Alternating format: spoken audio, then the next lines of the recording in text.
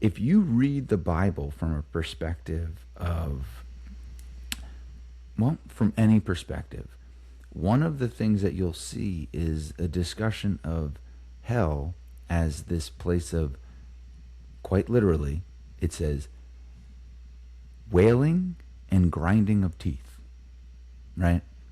Do you remember that language from Christ himself? He says that there will be wailing and grinding of teeth. And when I first read the Bible and I first understood the Gospels, I didn't quite understand what that meant, right? I thought, oh, it's this place of torment. But, and I'll open this up with quite literally the best understanding of hell that I can interpret or that I've ever heard of. Wailing and grinding of teeth. That means there's going to be two experiences in hell. If you think of wailing, that is the person who gets to the other side of death and goes, "Oh my God," and cries out. That's a wail, right? That is, "Oh my God," right? A sorrow being expelled from the being. And then so that's the first description that Christ gives. The second is grinding of teeth, which is resentment, which is God damn you, right? It's a gnashing of teeth is another interpretation. It's a bitterness and resentment towards being itself. So you've got two descriptions simultaneously in the same breath that Jesus says there will be wailing and grinding of teeth. So there's going to be people who get there and cry out in sorrow, right? "Oh my God, no, not me. Please save me." But it's too late.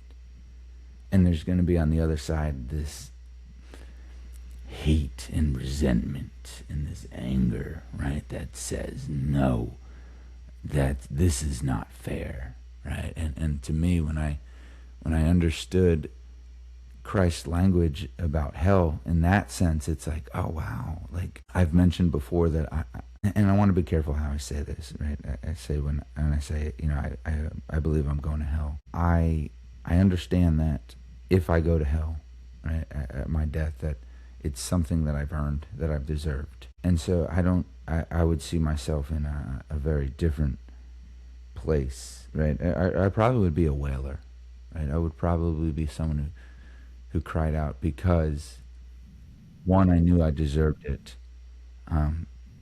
but two, it would be sorrow in my heart. And, if I look at myself in the mirror, Well, I want honestly. to say this to you, and I don't mean any disrespect, but I think your Catholic roots are showing when you say that. And I only say that because the Bible explicitly says that, yes, aside from Christ, we all are hell bound and otherwise deserve hell, right?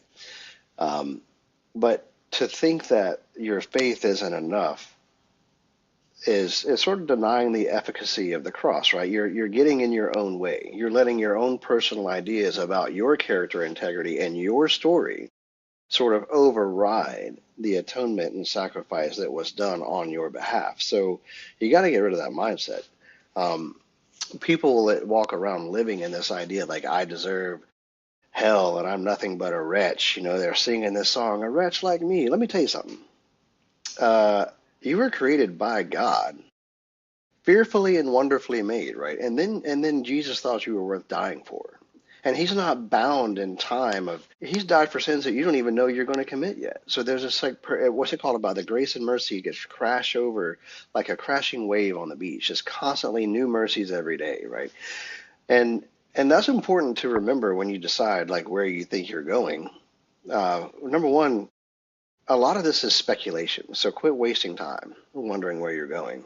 It's about the now. Like, where is your faith now? How is your relationship now?